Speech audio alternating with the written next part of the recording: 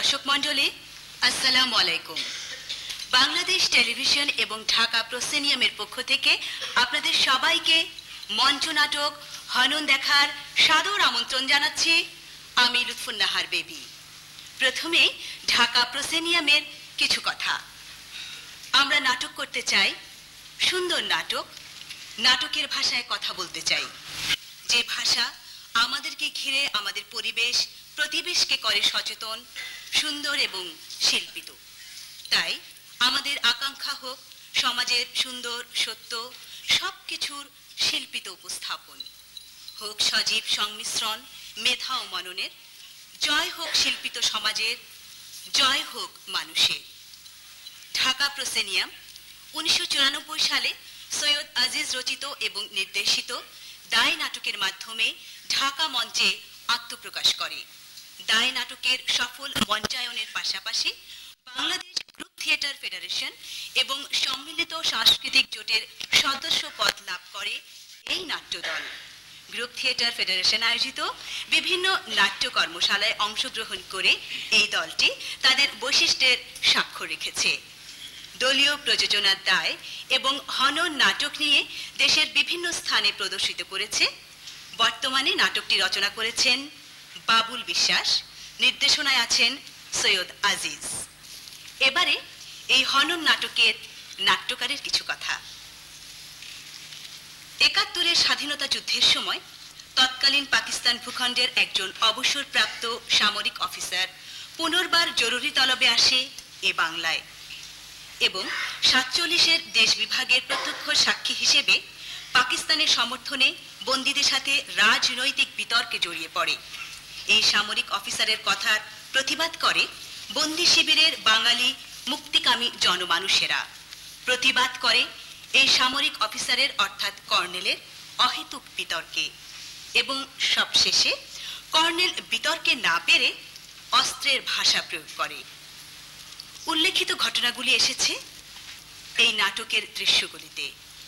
শুধু দর্শক মণ্ডলী, সার্থক হবে ঢাকা প্রসেনিয়াম যদি দর্শকদের মাঝে নাটকের মূল সুর পৌঁছে দিতে পারে, আর যদি না পারে তাহলে ব্যর্থতা নাট্যকারের। এবারে নাটকের নির্দেশকের কিছু কথা। মুক্তিযুদ্ধের 25তম বর্ষে দাঁড়িয়ে আমরা ফিরে তাকাতে চেয়েছি ৭১-এর আগুন ঝরা সেই সব দিনগুলির দিকে। পুনর্বার চেতনার মূলে প্রথিত করতে চেয়েছি মুক্তিযুদ্ধের মূল সুর। বুঝতে চেষ্টা করেছি কি ছিল সেই সব অকুতভয় মানুষগুলির মধ্যে, যা তাদের শত ভয়, অত্যাচার আর অনিশ্চয়তার মধ্যেও রেখেছিল ঋজু প্রতিবাদে সোচ্চার। সম্মানিত সুধীমণ্ডলী, তাহলে আসুন আমরা সবাই মিলে উপভোগ করি ঢাকা প্রসেনিয়ামের মঞ্চ নাটক হনন। ধন্যবাদ।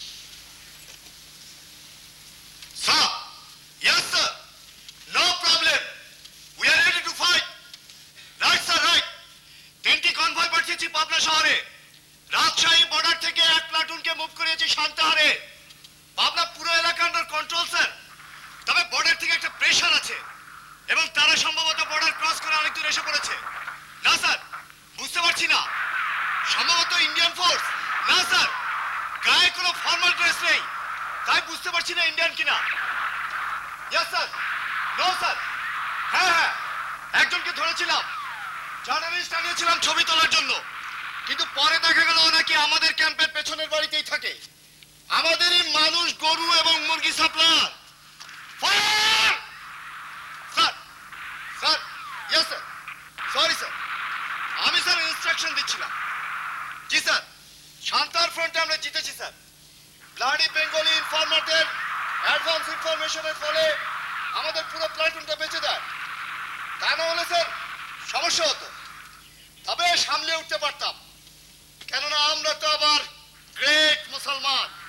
স্যার, শহরে কিছু ঢুকেছে। কিছুক্ষণ আগে খবর পেলাম পাবনা মেন্টালেও কিছু ঢুকেছে।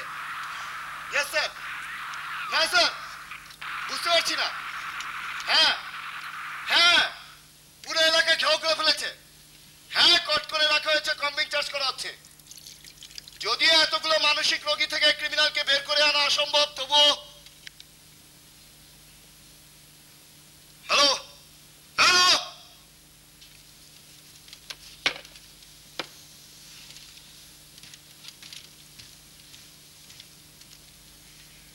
ক্যাপ্টেন শামীম, নদীর পাড়ে কবর দেওয়ার জন্য দুজনকে পাঠান, কুইক।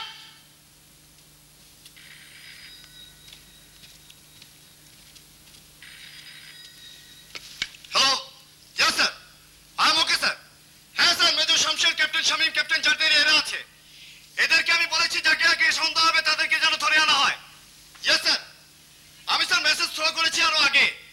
যদি থাকে তাহলে আমাদের সময় বেঁচে যাবে। Yes sir, I am okay sir, everything is all right.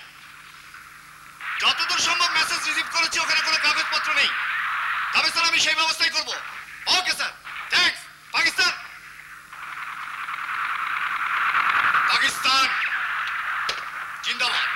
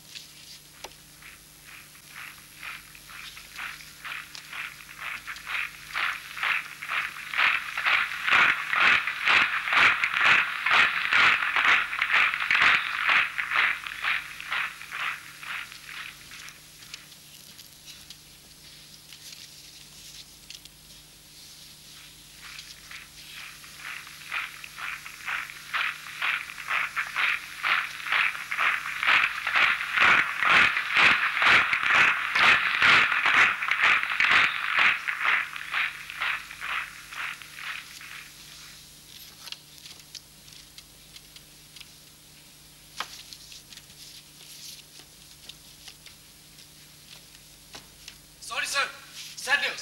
What sad news? River cross করার সময় একটা ব্রাশ আসে, সো আমাদের দুজন সোলজার পানিতে পড়ে যায়। ওকে, অলরাইট, এখন নিশ্চয়ই ভালো আছে। সরি স্যার, পানিতে পড়ার পর আর ট্রেস করতে পারিনি, কারণ আমরা কাউন্টার দিতে দিতে Uncultured river.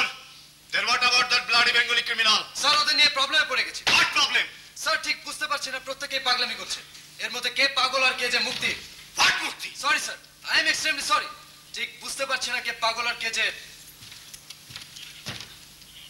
কতজনকে ধরেছো? প্রথমে 20 জন। রেড ক্রস বাধা দিয়েছিল, তাই সবাইকে আনতে পারি। Primary interrogation. Why first interrogation? Why not third degree first? Yes sir. Yes sir, we have done it first. Then primary interrogation. Good. You know, Captain, দ্বিতীয় বিশ্বযুদ্ধে আমি বার্মা সীমান্তে জাপানিদের বিরুদ্ধে লড়াই করেছিলাম। আমার উপর দায়িত্ব ছিল বার্মা সীমান্তে 4 জন লোক ধরা পড়েছিল, তাদের সাথে পরিচিত হবার জন্য। চমৎকার। প্রথম পরিচয়তে 2 জনকে বাধ্য করেছিলাম একজনের দাঁত আরেকজনকে তুলে ফেলতে। আশ্চর্য, ওরা আমার সঙ্গে কোনো তর্ক করেনি, আমার কথা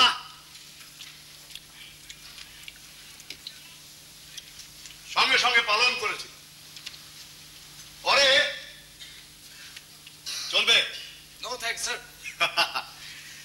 পরে দাঁতের খালি জায়গাগুলোতে আমি সালফিউরিক অ্যাসিড ঢেলে দিয়েছিলাম। আচ্ছা ক্যাপ্টেন, আচ্ছা তুমি বলতে পারো আমাকে দেখতে কি খুব ব্লাডি ডেঞ্জারাস লাগে? No no no no no sir. Really? ঘটনাটা খুব ইন্টারেস্টিং, তাই না? Yes sir. Okay, then what about that bloody red cross? Sir ওরা বাধা দিয়েছিল। বাধা দিয়েছিল? বাধা দিয়েছিল রেড ক্রস পাকিস্তানি সৈন্যকে? ওরা কারা? কোথায় থাকে ওরা? ক্রস ফায়ারে ফেলে দাওনি কেন? পরে রিপোর্ট পাঠিয়ে দিতাম হেডকোয়ার্টারে। সম্ভব ছিল না স্যার, ওদের সাথে তাই আমাদের সমঝোতা করেই আসতে হয়েছে। আর রেড ক্রসের অধীনে এরা আছে, কিন্তু এদের এদেশীয় অফিস ঢাকায় আর মূল অফিস সুইজারল্যান্ডে। সুইজারল্যান্ডে? সুইজারল্যান্ডে?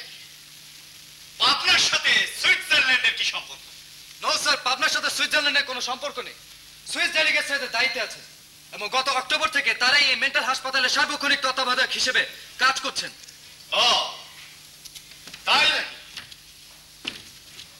কিন্তু এই মুহূর্তে তো ওদের বিরুদ্ধে কমপ্লেন করার জন্য আমি পাবনা ছেড়ে সুইজারল্যান্ডে যেতে পারবো না my dear. I am sorry sir, আপনি কি অন্য কিছু মিন করছেন? আমি অন্য কোনো কিছুই মিন করছি না, তবে এটুকুই মিন করছি যে একজন পাকিস্তানি সোলজারের সামনে কোন ভিনদেশী আর্গু করার সময় সে তার আর্মসকে শত্রুকে ভাড়া দিয়েছিল। Sorry sir, according to the Geneva Conventions, we cannot attack the Red Cross people. To hell with the Geneva Convention! I give a bullshit! তোমার রক্ত নিয়ে আমার সন্দেহ হয় ক্যাপ্টেন। তুমি কি প্রধান? Sir, ওকে ওকে টেল দেম সারা পৃথিবী পাকিস্তানকে সমর্থন করেছে, সুইজারল্যান্ডের সাথেও পাকিস্তানের সম্পর্ক ভালো। sir, Red Cross Swiss government under no. I know that. Look young boy, I want that bloody people যারা আমাদের ডিস্টার্ব করছে, আন্ডারস্ট্যান্ড? আমি কোন রেড ক্রস বুঝি না, ওকে? Yes sir. স্যার আমি সেখান থেকে 4 জনকে বাছাই করেছি এবং আমার বিশ্বাস এই দলেই আমাদের ক্রিমিনালিটি আছে।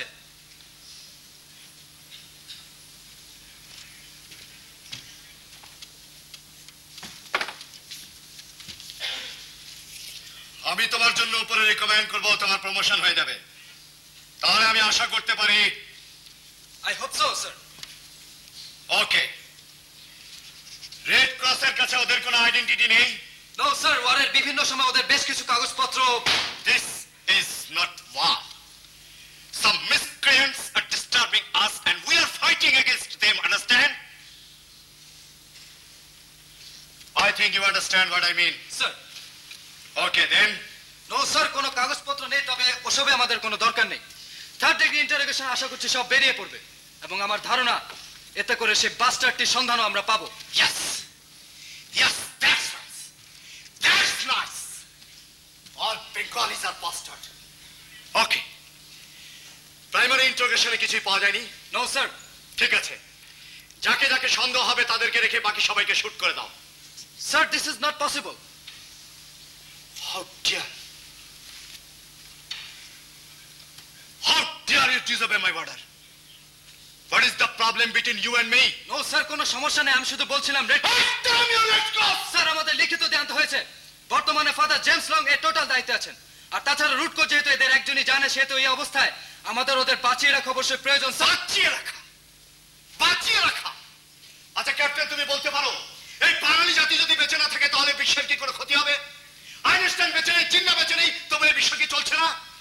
চলছে। Am I right, my boy? Yes sir. ওকে। ভারতীয় কেট ধরা পড়েছে? No sir, যদি থাকে এদের মধ্যেই আছে। ঠিক আছে, পুরো মেন্টাল জোনকে কট করে রাখো। এক প্লাটুনকে মুভ করো শহরে, বাকি ফোর্স যাবে বর্ডারে। Okay sir. আর হ্যাঁ, আমি ওদের সাথে একটু পরিচিত হতে চাই। সরি স্যার, এই অপারেশনে কোনো মেয়ে ধরা পড়েনি।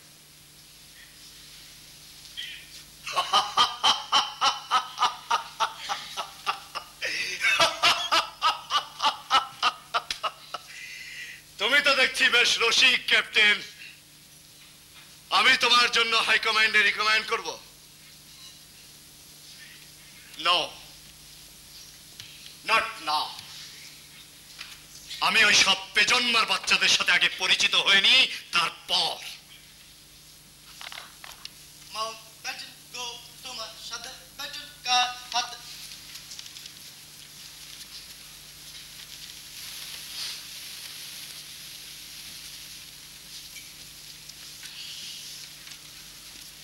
মাউন্টব্যাটেন গো, তোমার সাধের ব্যাটন কার হাতে দিয়া গেলাও? মাউন্টব্যাটেন গো তোমার। এটা কি হচ্ছে? এটা কি গান গাইবার জায়গা? মাউন্টব্যাটেন গো, তোমার সাধের ব্যাটন কার হাতে দিয়া গেলাও? মাউন্টব্যাটেন গো। Stand up, stand up, stand up. All criminals stand up. Everybody stand up. Yo people, yo Bengali nonsense, stand up. Yo bloody Bengali cowards, stand up. Hey, shura bachcha, দাঁড়াও. Stand up, you bloody bastards. অমন পাগলের মতো চিৎকার করছো কেন? What? You bastard?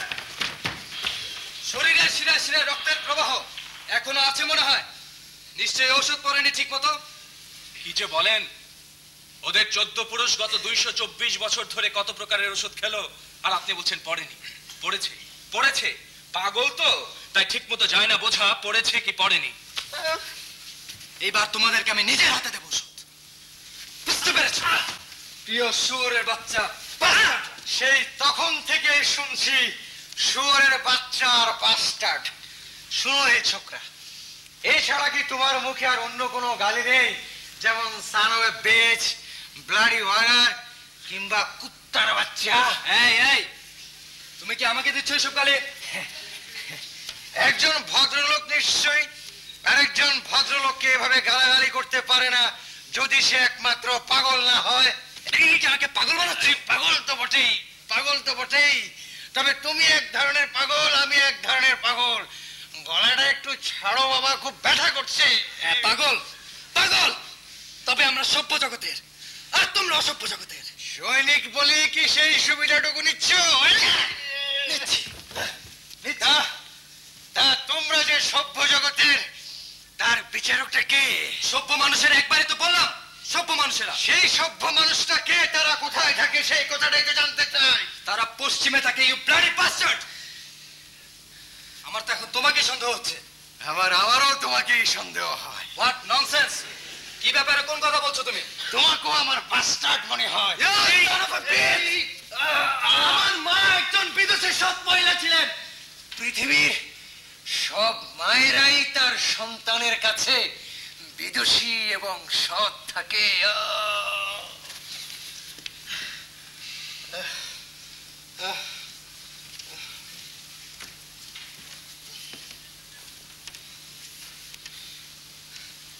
শোনো, colonel বেগ আসছেন এক্ষুনি তোমাদের সাথে পরিচিত হবার জন্য। আমি আশা করব উনি যা বলবেন এবং উনি যা জিজ্ঞেস করবেন তোমরা তা মনোযোগ দিয়ে শুনবে এবং তার সঠিক উত্তর দেবে। আশা করছি এতে তোমাদের মঙ্গল হবে। তার আগে কি মঙ্গলে রাখার জন্য আমাকে কিছু ট্যাবলেট দেওয়া যায়? ব্যথার ট্যাবলেট, মাথা ধরার ট্যাবলেট। গত রাতে তোমাদের মঙ্গলে রাখার ফর্মুলা আমার শরীরে বেশ ভালোই ব্যবহার হয়েছে। আচ্ছা, আমাকে তোমরা এখানে ধরে নিয়ে এসেছো কেন বলতে পারো?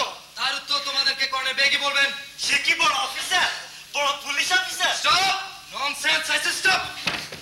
We are not police. We are soldiers. এতে এমন আর কি পার্থক্য হলো? সোলজার আর পুলিশ, পায়ের বুটগুলো তো সবারই এক, তাই না?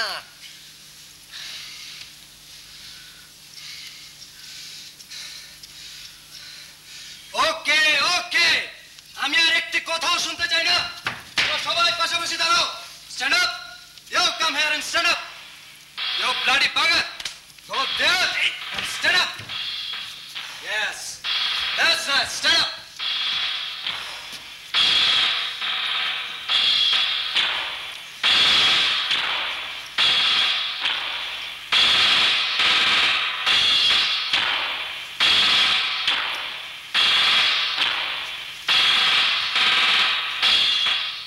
হ্যালো হ্যালো, কেমন আছো? এমন ভাবে কথা বলছো তাতে মনে হচ্ছে তুমি আমার দীর্ঘদিনের পুরনো বন্ধু। দেখিনি তাকে কখনো তোমাকে। পাগলা গাল তো ছিল নাকি কখনো? বন্ধু? হ্যাঁ, বন্ধু তো বটেই। আজ থেকে তো নয়, দীর্ঘদিন থেকে। তা তোমার নাম কি? নামের উপর বুঝতে পারবো তুমি আমার কতদিনের পুরনো বন্ধু। বাহ, চমৎকার। নামের সাথে বন্ধুত্বের দিনক্ষণের হিসাব পাগল আর কাকে বলে। এই যে আপনারা সবাই শুনুন, এই প্রসঙ্গে আমার একটা জোক জানা আছে, বলবো? ও ইয়েস ইয়েস, বলো। কি বলো ক্যাপ্টেন? শুনি পাগলদের মুখে জোকস, তাও আবার তোমার আবিষ্কার। এক অশিক্ষিত শিক্ষা অফিসার তার দাপট দেখানোর জন্য শিক্ষা পরিদর্শনে গিয়ে স্কুলের ছাত্রকে বলছেন, বলো দেখি বাবারা, পৃথিবীর বয়স যদি 450 কোটি বছর হয় এবং 24 ঘন্টায় যদি একদিন হয়, তাহলে আমার বয়স কত? বাহ, ইন্টারেস্টিং, ভেরি ইন্টারেস্টিং। তখন ছাত্রটি কি বললো? বললো, স্যার উত্তরটা খুব সোজা, তাহলে আপনার বয়স মাত্র 30 বছর। তাই নাকি ক্যাপ্টেন? তাই নাকি? চমৎকার উত্তর দিয়ে দিল তো। কিন্তু উত্তরটা কিভাবে দিল আমাকে একটু বলো তো। সেই ছাত্রটি বলল, স্যার আমাদের গায়ে একজন পুরো পাগল আছে, তার বয়স হলো মাত্র 60। আর আমার ধারণা আপনি স্যার আধা পাগল, তাই আপনার বয়স মাত্র 30 বছর। জমি এবার সেই সুবোধ বালকের মতো তুমি বাস্টার্ড বলো তো আমার বয়স কত? মাউন্ট ব্যাটেন গো, তোমার সাধের ব্যাটন কার হাতে দিয়া গেলাও? মাউন্ট ব্যাটেন গো, তোমার সাধের ব্যাটন কার হাতে দিয়া গেলাও? বাহ, নাইস। তুমি দেখি খুব চমৎকার গান গাইতে পারো। Good, very good. এটা কি সঙ্গীত? রবীন্দ্রসঙ্গীত নাকি? হ্যাঁ, আমারও তাই মনে হয়। রবীন্দ্রনাথ মাউন্ট ব্যাটেনের উপরেও গান লিখেছেন। চমৎকার, এই ঘটনা আমি জানতাম না। এজন্য বোধহয় রবীন্দ্রনাথ জমিদারিটা পেয়েছিল। তাই এদেশে তো রবীন্দ্রসঙ্গীত এক প্রকারের নিষিদ্ধ। তুমি গাইছো কেন? না না, ও পাগল তো। এদেশের সব পাগলেরাই রবীন্দ্রসঙ্গীত গায়। Oh yes, yes, yes, yes. You are very intelligent. তোমার মতো একজন বুদ্ধিমান লোককে এখানে ধরে নিয়ে আসা হয়েছে কেন? মনে পড়েছে স্যার, স্যার মনে পড়েছে। স্যার আপনি না প্রথমে এসেই বন্ধু হিসেবে আমার নাম জিজ্ঞেস করেছিলেন। আমার নাম মনে পড়েছে স্যার। আমার নাম আমার নাম আমার নাম আমার নাম দেলোয়ার হোসেন। তাই নাকি? তাহলে কি তোমার আমার বন্ধুত্ব 1400 বছরের? এই রে সেরেছে। তাহলে তো আপনি আমার আত্মীয় হয়ে গেলেন স্যার। এটা কি করে সম্ভব হলো? সম্ভব হলো তুমি মুসলমান এই কারণে। কেন জানো না? মুসলমানের বন্ধুত্ব 1400 বছরের। তোমার পূর্বপুরুষ কি ইন্ডিয়ান ছিল? যদি আমি হিন্দু হতাম তাহলে? তাহলে মাত্র 24 বছরের। তোমার কপাল ভালো যে তুমি মুসলমান। মাই গড, তাহলে তো আপনার বয়স 120 বছর। কারণ আপনাকে তো দেখছি ডাবল পাগল।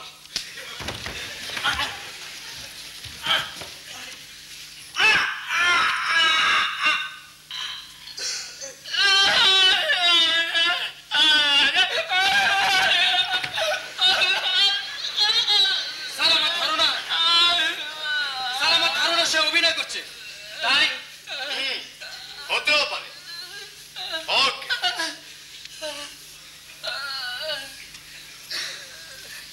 Hello hello hello. কি ব্যাপার বারবার হ্যালো হ্যালো বলছো কেন? আমাকে সত্যি কি হ্যালো বলছো না হেলতে বলছো? কি নাম? প্রফেসর ওসমান।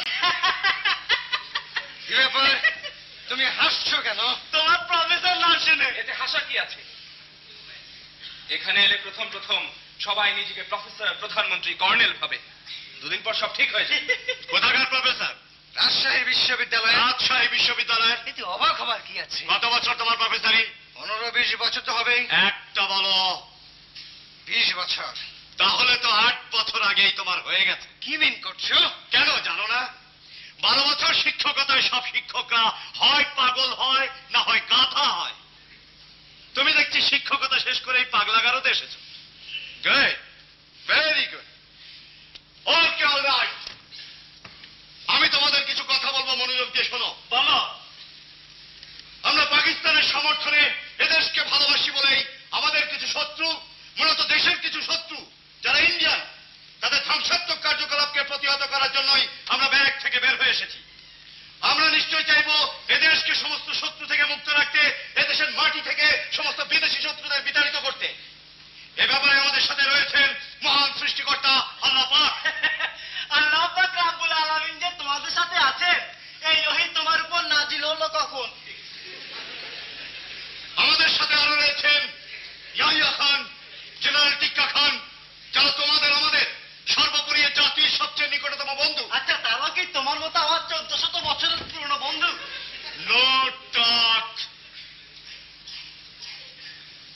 আমাদের সাথে আরো রয়েছেন এদেশের কিছু শান্তিকামী বন্ধুরা, যারা রাজাকার, আলবদর আর শান্ত হিসাবে দিন রাত নিরলস কাজ করে যাচ্ছেন। বর্তমানে আমরা এক সংকটজনক অবস্থানে রয়েছি। ইন্ডিয়ান ফোর্স অঘোষিত যুদ্ধ করছে আমাদের সাথে। আমাদের ধারণা তোমাদের মধ্যে সেই ভারতীয় গুপ্তচর আছে, যার কাছে ভারতীয় বাহিনী রাজশাহী বর্ডার থেকে প্রবেশ করার রুট ম্যাপ এবং রুট কোড আছে। আমরা জানতে চাই সে কে। আমাদের কাছে যতদূর ইনফরমেশন আছে সেই ঘরের মধ্যেই আছে। এই ঘরের মধ্যে তো তোমরাও আছো। আমরা নিশ্চয় চাইবো যে তোমাদের মধ্যে লুকিয়ে আছে সে ধরা দিক। সে পাগল নয়। তাহলে আমি ছাড়া এখানকার সবাই পাগল। ননসেন্স ননসেন্স বলেই তো সবাই মিলে ধরে পাগলা হাসপাতালে পাঠিয়ে দিল। তা তোমরা এখানে নিয়ে এলে কেন? এটা কি পাগলাখানা থেকে বেটার করে পাগলাখানা? অথবা সেই দেশদ্রোহীকে তোমরা যদি কেউ ধরে নিতে পারো তাহলে তোমাদের সবাইকে মুক্ত করে দেবো। গলায় মুখে পা দিয়ে রাখলে কি করে বলবো কে শত্রু আর কে মিত্র? এখন তো আমার একই শত্রু বলে মনে হচ্ছে। তার নাম ক্যাপ্টেন গিয়াস। সে তোমাদের মধ্যেই আছে। হ্যাঁ, তোমাদের মধ্যে সে আছে। তার পরিচয় তোমাদের জানাতেই হবে, তাহলে তোমাদের সবারই একই অবস্থা হবে। Yes sir, thank you sir. আমি তাকে চিনি। হয়েছে ক্যাপ্টেন গিয়াস। বলো বাবা বলো, তোমার নাম যে captain Gias. Sir, yes. Third থেকে ইন্টারোগেশন ওর পকেট সার্চ করে একটা চিরকুট পাওয়া গিয়েছিল। সেখানে একটা নাম লেখা ছিল সুভাষ। সুভাষ? কোন সুভাষ? হিটলারের সহচর? যা শালা, আমাদের মধ্যে দেখছি মালাউলও আছে। মালাউ? সুভাষ এবং মালাউ? কেন তুমি এই না বললে ওর নাম ক্যাপ্টেন গিয়াস, আবার এখন বলছো মালাউ, আবার ও বলছে সুভাষ? কোনটা সত্য? Sir, yes. এদেশের অনেকেই হিন্দুদেরকে মালাউন বলে। ইন্টারেস্টিং। হিন্দুর আরেক নাম মালাউ? জানতাম না তো। কিন্তু তুমি জানলে কি করে? রাতে ওর কাপড় খুলেছো নাকি? স্যার, তুমি দেখছি দেশের অনেক কিছুই জানো। স্যার, ওকে অলরাইট, আমি শেষবারের মতো বলছি, তোমাদের মধ্যে একজন দেশদ্রোহী আছে। যদি সে স্বেচ্ছায় তার নাম বলে আমরা তাকে অ্যাপিল করার সুযোগ দেব। আমি তো আগেই বলেছি, আমি ছাড়া সবাই পাগল। আবার উল্টোটাও তো হতে পারে। যেমন? এই একজন পাগল আর বাকি সবাই হ্যাঁ। মাই গড, এটা তো ভেবে দেখিনি। স্যার, এভাবে সম্ভব নয়, একজন একজন করে। Yes, one after one. এবং স্যার, একজন পাগলদের ডাক্তারও সন্ধান করা হচ্ছে। পেলে এখানে কে পাগল নয় তা ফাইন্ড আউট করতে সুবিধা হবে। ওকে, তুমি আমার সঙ্গে পরে বসবে। কি যে পাগলের পাল্লায় পড়লাম।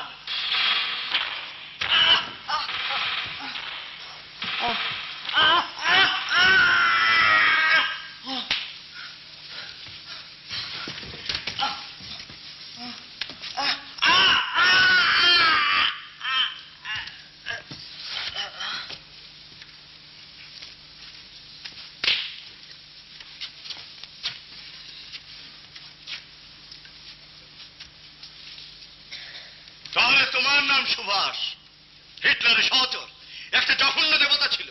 সারা পৃথিবীটাকে পদানত করতে চেয়েছিল, কিন্তু শেষ পর্যন্ত পারিনি। দ্বিতীয় বিশ্বযুদ্ধে আমি ব্রিটিশদের পক্ষে লড়াই করেছিলাম বার্মা সীমান্তে জাপানিদের বিরুদ্ধে। ও সেসব কি দিন! যুদ্ধের অবস্থা তখন শেষ পর্যায়ে। আমেরিকানরা যদি জাপানে বোমা না ফেলতো তাহলে আমাদের আরো অনেক সমস্যা হয়ে যেত, আরো অনেকদিন ফ্রন্টে থাকতে হতো। জাপানিরা একটি জঘন্য জাতি, একটি নৃশংস জাতি। যুদ্ধের আগে এবং যুদ্ধের সময় জাপানিদের নৃশংসতা সবাই জানে। কিন্তু জানো সুভাষ, সেই বোম ফেলার পর একটি জাতি আচরণের দিক থেকে একেবারে বদলে গেল। কি আশ্চর্য! এখন শুনি জাপানিরা নাকি পৃথিবীর সবচেয়ে সভ্য জাতি। বোমটার কেরামতিটা কোথায় বুঝতে পারছি না। তুমি বোঝো কিছু? বোঝো না। যুদ্ধের সময় সারা দূরপ্রাচ্যকে তছনছ করে দিয়েছিল এই জঘন্য জাতি। ফারিস্তের 50,000 মেয়েকে বাধ্য করেছিল পতিতাবৃত্তি করতে। এখন তোমরা কি করছো? অন্তত পতিতাবৃত্তিতে বাধ্য করছি না। তবে কি রক্ষিতা করছো?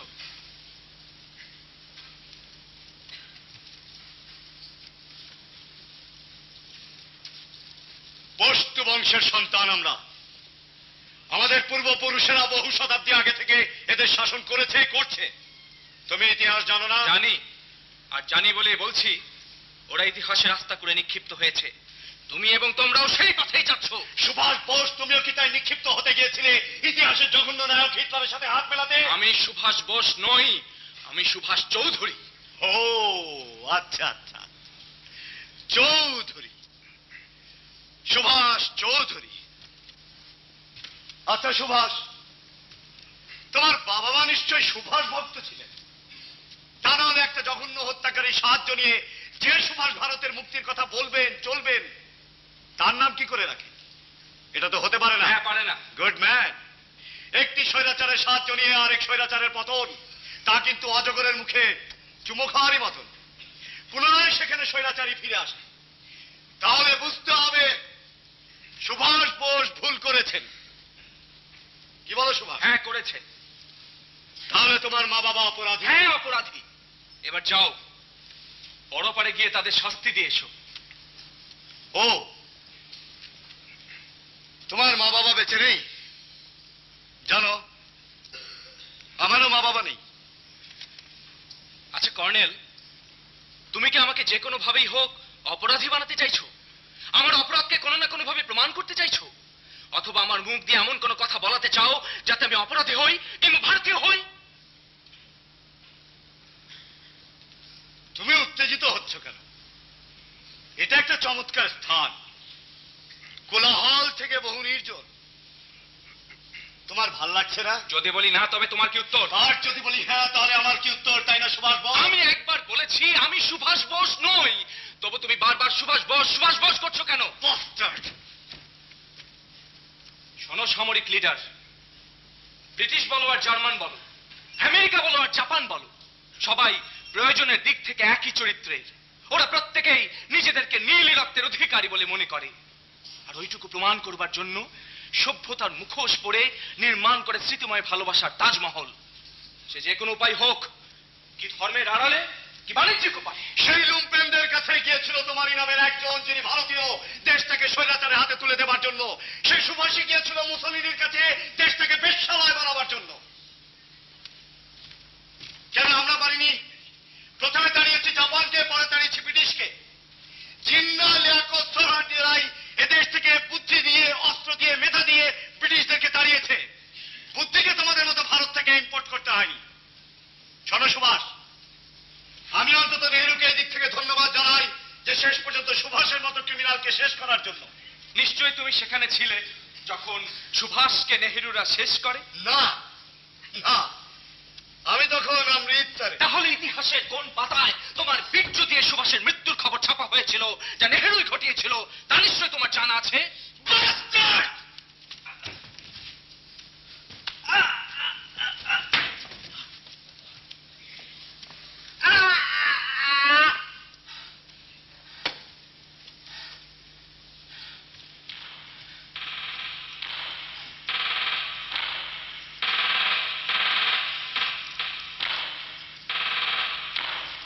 তুমি কার লোক? সুভাষের না নেহরু? আমি এদেশে কি প্রমাণ আছে তার? কারণ এই মুহূর্তে তুমি সুভাষ এবং নেহরুর পক্ষ হয়ে কথা বলছো, আর যদি তা না হোক তবুও তোমার কথায় মনে হয় তুমি ভারতীয়।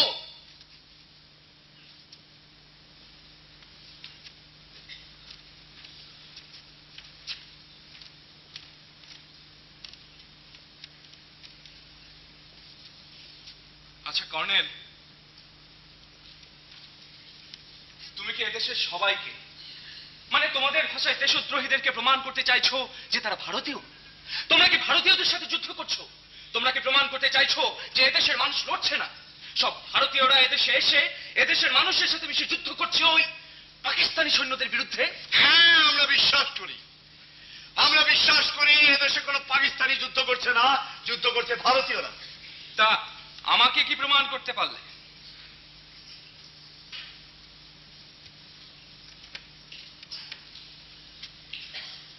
আচ্ছা, একটা বিষয় লক্ষ্য করেছো কি?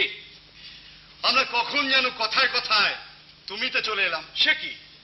এসব কথা তো প্রেমিক প্রেমিকারা বলে। তোমার উদ্দেশ্য কি? তোমার বয়স কত? জানি না, কিন্তু তুমি আমাকে এসব জিজ্ঞেস করছো কেন? তুমি আমাকে এড়িয়ে যাও। শোনো শোনো কর্নেল, আমি হিন্দু, তুমি তো মুসলমান। ওই একটা সমস্যায় তোমাদের ধর্মের কোনো গণতন্ত্র নেই। জন্ম নিয়েই হিন্দু হতে হয়, এটা কোনো কথা হলো? গণতান্ত্রিক ধর্ম বলতে একমাত্র আমাদের ধর্মকেই বোঝায়। হঠাৎ সুভাষ নেহরুকে ছেড়ে ধর্মের দিকে গেলে কেন? তোমার উদ্দেশ্য কি? তুমি কি করতে চাও আমাকে নিয়ে? তুমি নিশ্চয় বুঝতে পারছো যে আমি পাগল নই। হ্যাঁ হ্যাঁ, আমি বুঝতে পারছি তুমি পাগল নও, কিন্তু তাতে কি হয়েছে? আমরা গল্প তো করতে পারি।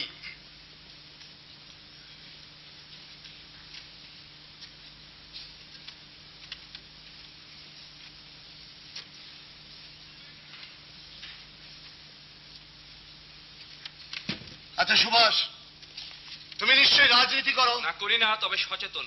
না করি না তবে সচেতন, এটা কোনো কথা হলো নাকি? একটা বলো। সচেতন। সচেতন, আচ্ছা আচ্ছা। এর মানে কি আওয়ামী লীগ করো? না। সুভাষ, তুমি কি তোমার বাঙালি হিন্দুরা যা করছে তা সমর্থন করো? বাঙালি হিন্দুরা কি করছে তা আমি জানি না, তবে এদেশের বাঙালিরা যা করছে তা আমি সমর্থন করি। আচ্ছা আচ্ছা, সমর্থন করো। হ্যাঁ করি। পাকিস্তানের মানচিত্র সম্পর্কে তোমার ধারণা আছে? কোন পাকিস্তানের? বিশ্বে পাকিস্তান নামে একটি দেশই আছে। যাই হোক না কেন, সমগ্র পাকিস্তানের মানচিত্র আমার ধারণায় নেই। পূর্ব পাকিস্তানের আছে।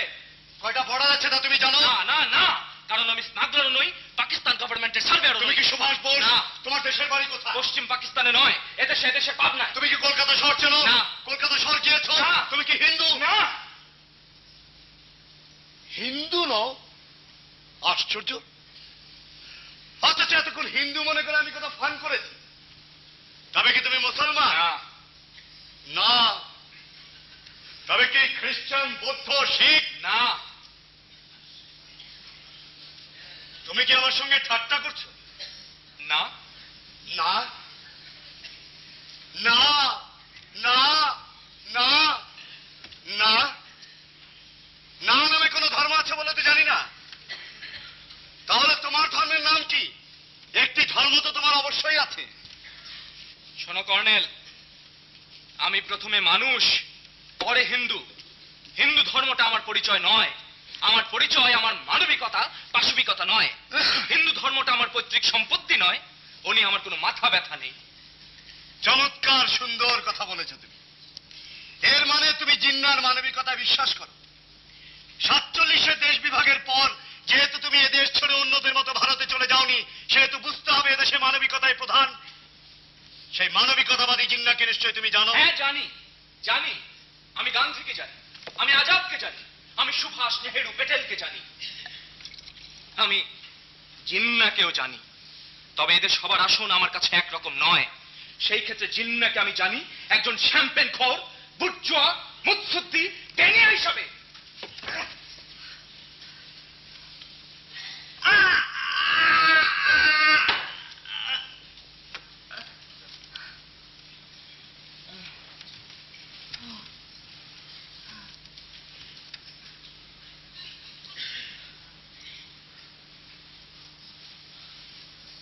শ্যাম্পেন শব্দটা আমার অত্যন্ত পরিচিত, আমার পছন্দের জিনিস।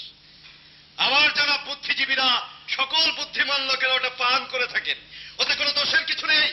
কিন্তু ওই তো বললে পুটচুয়া, মুৎসুদ্দি, বেরিয়া, এগুলো কি গালাগালি করেনি তো? গালাগালি তো বটেই, অবশ্যই গালাগালি। গালাগালি? হ্যাঁ। তবে তো খুব কঠিন গালাগালি। হ্যাঁ। এগুলো কি এদেশে প্র্যাকটিস হয়? হ্যাঁ। যাদেরকে এইসব গালাগালি দাও তারা কি এইসব গালাগালির মানে বোঝে অথবা এইসব গালাগালিকে গুরুত্ব দেয়? আমাদের উর্দুতে কিন্তু এমন কঠিন গালাগালি নেই। এনিবডি ক্যান সে জন প্যান্ট চোদ। বাহ, চমৎকার, চমৎকার কর্নেল। এজন্যই বোধহয় জিন্না উর্দুকে পাকিস্তানের একমাত্র স্টেট ল্যাঙ্গুয়েজ করতে চেয়েছিলেন, তাই না কর্নেল? অথচ কি আশ্চর্য জানো, জিন্না সম্ভবত সারা জীবনে একটি বার উর্দুতে কথা বলেননি।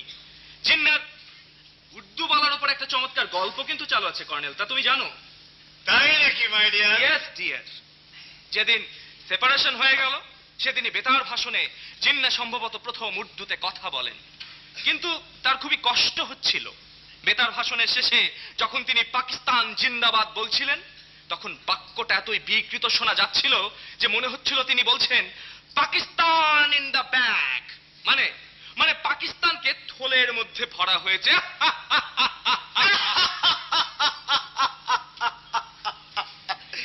চমৎকার চমৎকার। ইতিহাস সম্পর্কে তোমার ভালো দখল আছে দেখছি। গুড। আমি শিক্ষিত ক্রিমিনালকে খুব পছন্দ করি, কারণ আমি নিজেই একজন শিক্ষিত। ক্রিমিনাল তো? হ্যাঁ, তা বলতে পারো। কারণ অস্ত্র হাতে থাকলে প্রতিপক্ষ সবসময় অপর প্রতিপক্ষকে ক্রিমিনালি ভাবে।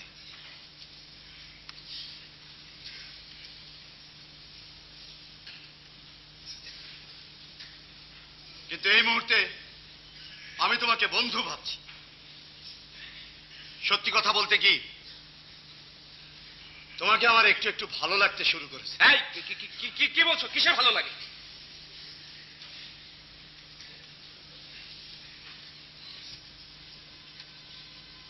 তোমার বয়সী আমার একটি ছেলে আছে। ও আচ্ছা, সে পঙ্গু। পঙ্গু কিভাবে হলো? জন্ম থেকে। তার জন্য তোমার খারাপ লাগে কর্নেল? হ্যাঁ লাগে। লাগবে না? আমার যে একটি মাত্র ছেলে, প্রচন্ড কষ্ট পাই ওর কথা ভাবলে। জানো সুভাষ, সে লেখাপড়া করে, চমৎকার বুদ্ধি তার। আচ্ছা তুমি। আচ্ছা তোমার ছেলে তো কোনো অন্যায় করেনি, তবু সে পঙ্গু কেন জানো তুমি? আমার তো সেই একই প্রশ্ন, আমার ছেলে কেন পঙ্গু হবে? কিন্তু যিনি এই কাজটি করেছেন তাকে তো হাতের কাছে পাচ্ছি না যে জিজ্ঞেস করবো। তাকে জিজ্ঞেস করতে হলে আমাকে মরতে হবে, পরে যেতে হবে। কিন্তু তিনি থাকেন আড়ালে, অন্ধকারে। তুমি তো আড়ালে নাও, অন্ধকারেও নাও, আমার সামনে জীবন্ত প্রচন্ড ক্ষমতাধর এক অস্ত্রধারী মানুষ হিসেবে দাঁড়িয়ে আছো। আমি তোমাকে জিজ্ঞেস করছি, তোমরা কেন আমার মতো হাজার হাজার সন্তানদের জীবন ধ্বংস করছো? এক ফুৎকারে এক একটি জীবন প্রদীপকে কেন নিমেষে উড়িয়ে দিচ্ছ? এদেশের হাজারো মা বাবা তোমার ছেলের জন্য যেমন তুমি কাঁদছো, তারাও কাঁদছে তোমারই মতো দৃশ্যমান মানুষের নৃশংস অত্যাচারের ফলে হারিয়ে যাওয়া সন্তানদের কথা মনে করে। আমি তো তোমার সামনে দাঁড়িয়ে আছি, আমি আমার প্রশ্ন তোমাকে করছি, সারা দেশের প্রশ্ন নয়। তুমি কেন আমার সময়গুলোকে কাশফুলের মতো নিষ্ফুলাসন নিয়ে তোমার ইচ্ছে মতো উড়াচ্ছ? আমার সময়গুলোকে কেন তুমি পঙ্গু করছো? তোমার সময় পঙ্গু করছি না আমি, তোমার সময় নষ্ট করছো তুমি, তোমার আদর্শ, তোমার চেতনা। ওকে, তুমি বলে দাও, তোমাকে আমি এক্ষুনি ছেড়ে দেবো। হ্যাঁ হ্যাঁ হ্যাঁ, আমি যেতে চাই। কোথায় যেতে চাও? রাজশাহীতে। রাজশাহী বর্ডারে? না, রাজশাহী বিশ্ববিদ্যালয়। ও, তুমিও রাজশাহী বিশ্ববিদ্যালয়ের শিক্ষক? না, আমি রাজশাহী বিশ্ববিদ্যালয়ের ছাত্র। কিন্তু তাতে কি হয়েছে? আশ্চর্য তো। মানে? তোমাদের রাজশাহী বিশ্ববিদ্যালয়ের ক্লাস কি হেমাদপুর মেন্টালে হয়? কি বলছো তুমি? না, তোমাদের সাথে ধরা হলো কি যেন নাম? প্রফেসর উসমান। সে বলছিল সেও রাজশাহী বিশ্ববিদ্যালয়ের শিক্ষক। বুঝতে পারছি না, শিক্ষিত বুদ্ধিমানগুলো সব পাগলা গারদে, তাহলে পাগলগুলো সব কোথায়? কেন আমার সামনে? হ্যাঁ, আমার সামনে।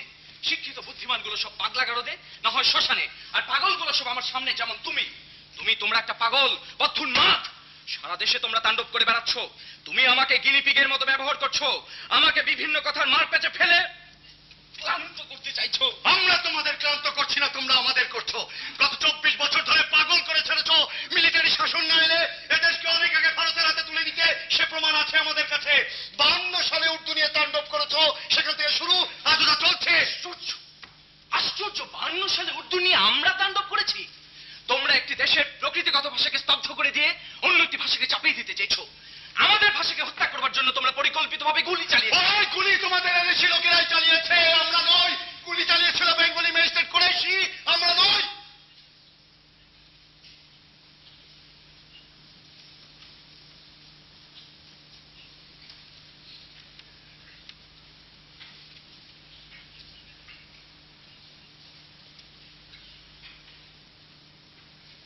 সেখানেই তো আমাদের পরাজয়। কালে কালে আমাদের রক্তের মাঝেই প্রবাহিত হয়েছে অসংখ্য নোংরা রক্তধারা। আজও তা চলছে। ওইসব উর্দুভাষী বাঙালিকে আমরা ঘৃণা করি।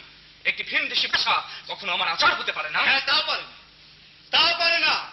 1200 মাইল দূরের ভাষা তোমার আচার হতে পারে না, কিন্তু 6000 মাইল দূরের ভাষা ইংরেজি, যাকে তোমরা লুফে নিয়েছো। না না, ওকে আমরা কখনোই লুফে দেইনি। ইংরেজি একটি আন্তর্জাতিক ভাষা, আর ওটি আমাদের দেশের দ্বিতীয় ভাষা হিসেবে ব্যবহৃত।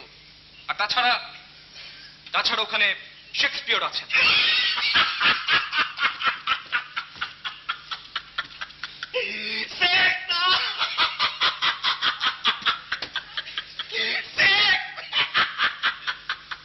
ইংরেজিতে সেক্স আছে, উর্দুতে নেই। Sex, are you teasing me? Shakespeare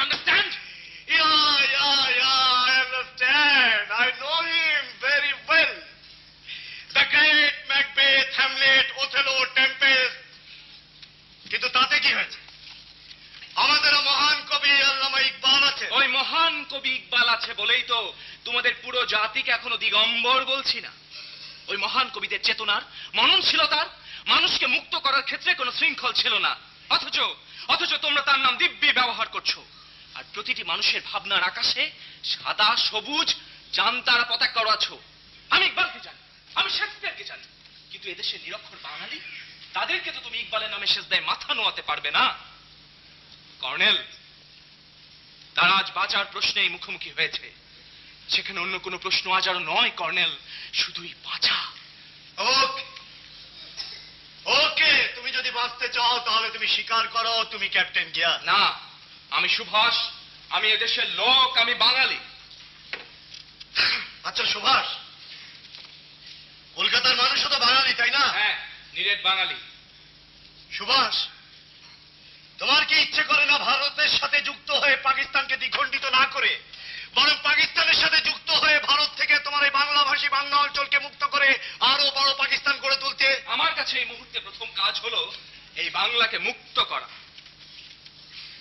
তা নিশ্চয়ই ইন্ডিয়ান ফোর্সের কাছ থেকে। যদি তারাও তোমাদের মতো করে তবে তাই।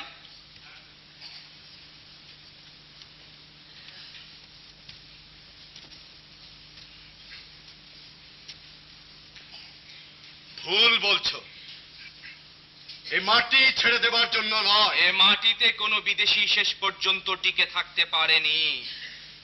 বাঙালির হাজার বছরের সংগ্রামের ইতিহাসে যতই রঞ্জিত হোক এ মাটি, শেষ পর্যন্ত ছাড়তে হয়েছে। তোমাদেরও ছাড়তে হবে।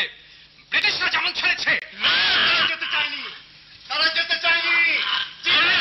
ঘোড়ার দিনাই এদেশ থেকে ব্রিটিশদেরকে তাড়িয়েছে, আর সেই সুযোগে নেহেরু শিখদেরকে দিয়ে ইন্ডিয়ায় রাইড শুরু করিয়েছিল পাঞ্জাবে। আর তখন শিখ তারা সিং এর হাতে আমার পরিবার সহ একদিনে 2000 মুসলমান নিহত হয়। আর তখন তোমরাও তাদের সাথে হাত মিলিয়েছিলে। আর এখন তোমরা মুসলমানদের হত্যা করছো, ধর্ম ধ্বংস করছো, বিরান করছো বিস্তীর্ণ জনপদ, নির্মম ভাবে হত্যা করছো মানুষ। সাধারণ মানুষের বেঁচে থাকার প্রশ্নে তোমরা সীমাহীন প্রশ্ন তুলছো। সুভাষ বোস, তুমি হয়তো জানো না, যুদ্ধে মানুষ আসে না, ধর্ম আসে না, কি আসে? আসে জাত। এই মুহূর্তে তুই যদি পাকিস্তানি হস তাহলে তুই বেঁচে যাবি ক্যাপ্টেন গিয়া। আমি গ্যাস নই। তবে কি তুই পাগল? না, আমি পাগল নই। তবে কি প্রফেসর ক্যাপ্টেন গিয়া? আমি জানি না, আমি এখান থেকে যেতে চাই, আমি বাঁচতে চাই। তারাই বাঁচতে পারে না, বাঁচার অধিকার নেই সবার। এই মুহূর্তে তারাই বাঁচবে যারা 47-এ জিন্নার সঙ্গে স্বপ্ন দেখেছিল, যে স্বপ্নে জিন্না নতুন পাকিস্তান পেয়েছিলেন।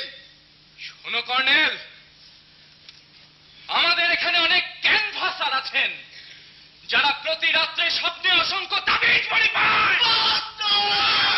Don't make fun about Jinnah. Jinnah আমাদের জাতীয় পুরুষ, তাকে নিয়ে সমানতম পানি সহ্য করবো না। Bastard! Bastard! আমাদের জাতীয় পুরুষ, তাকে নিয়ে সমানতম পানি সহ্য করবো না।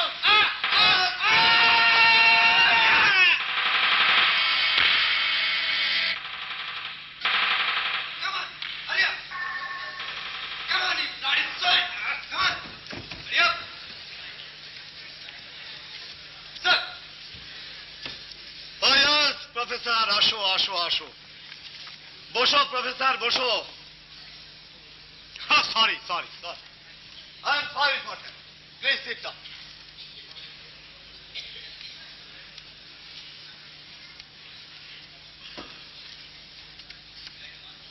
আমার সিপাহীটা একটা মালিকে গুলি করে মেরে ফেলেছে বাগানের ফুলে পানি দেওয়াকে কেন্দ্র করে।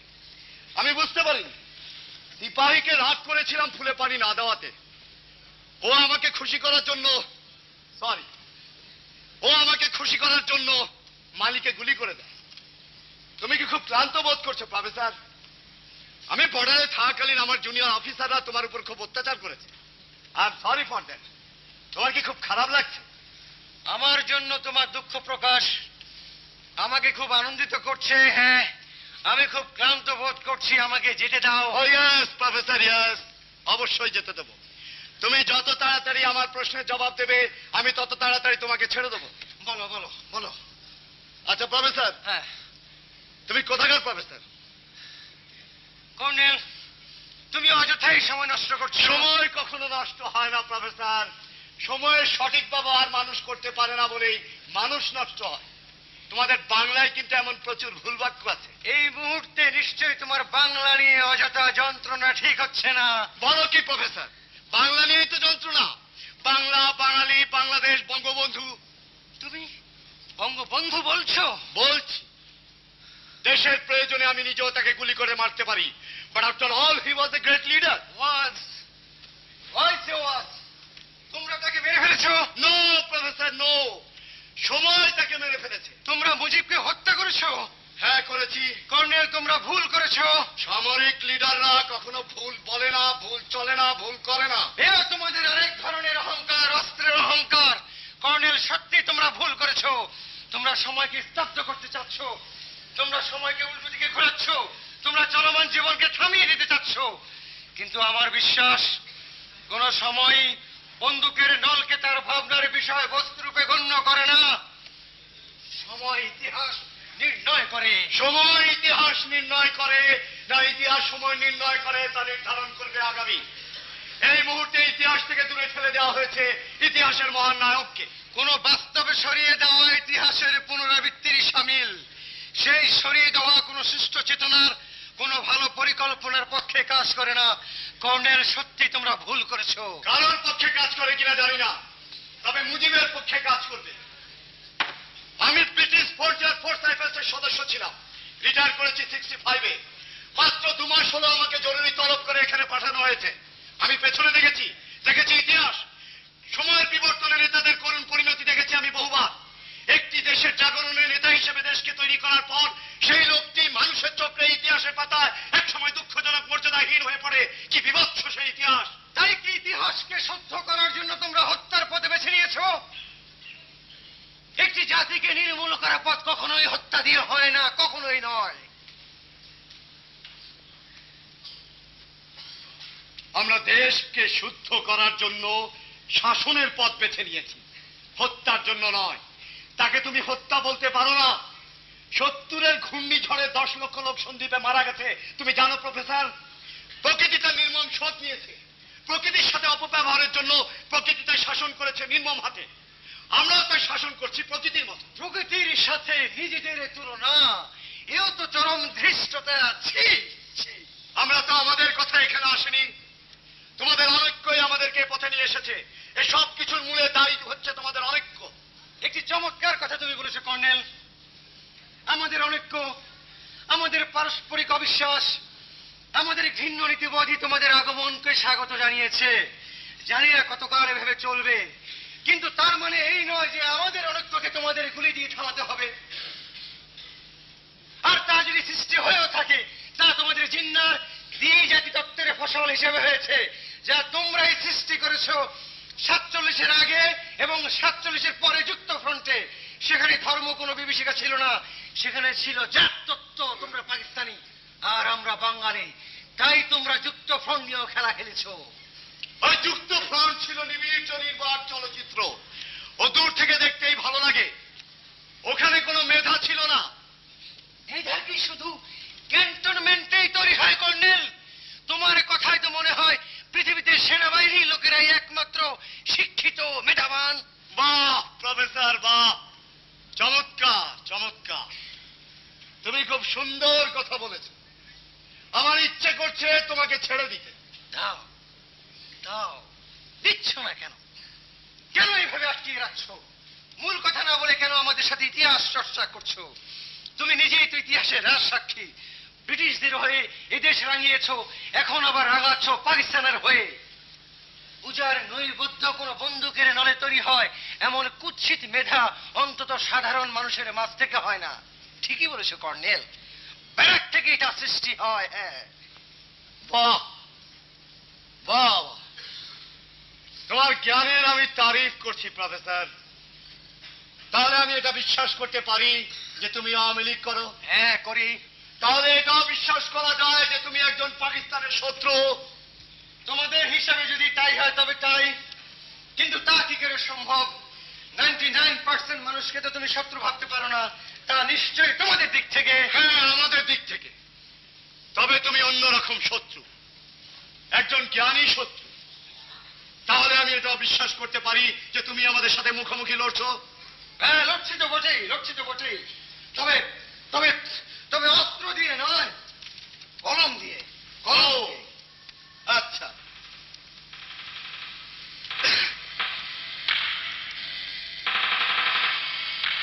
বুদ্ধিজীবী। হ্যাঁ, বুদ্ধিজীবী।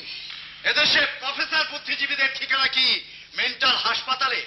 পুরো দেশটা পাগলদের দখলে চলে যাওয়ার পর সম্ভবত এই অবস্থা। তাহলে আমি এটাও বিশ্বাস করতে পারি যে তুমি ক্যাপ্টেন গিয়াসের মেসেজ ক্যারি করছো? No, not that. আমি সব কিছুই করছি না। কিন্তু আমাদের কাছে প্রমাণ আছে, তোমাদের মধ্যে একজন ক্যাপ্টেন গিয়াস অথবা ক্যাপ্টেন গিয়াসের মেসেজ ক্যারি করছে। No. তোমাদেরই একজন। ইন্ডিয়ান ফোর্স কোন পথে পাকিস্তানে ইন করবে তার টোটাল মেসেজ ক্যারি করছে 7 নম্বর সেক্টর কমান্ডারের জন্য।